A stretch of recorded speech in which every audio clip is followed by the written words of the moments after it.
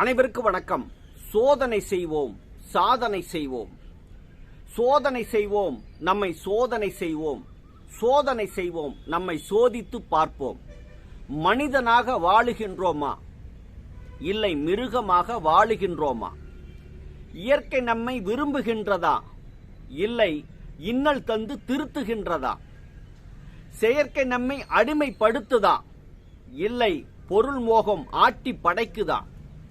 விதிவினையை உடைத்தெறிய வேண்டும், நம் வெறுப்புகளை அகற்றிட வேண்டும். பாவங்களை தவிர்த்திடவே வேண்டும், நாம் புண்ணியங்கள் வளர்த்திடவே வேண்டும். இழிவான சொற்களை பேசிட வேண்டாம், நல்ல இதமான சொற்களை பேசி பழகுவோம்.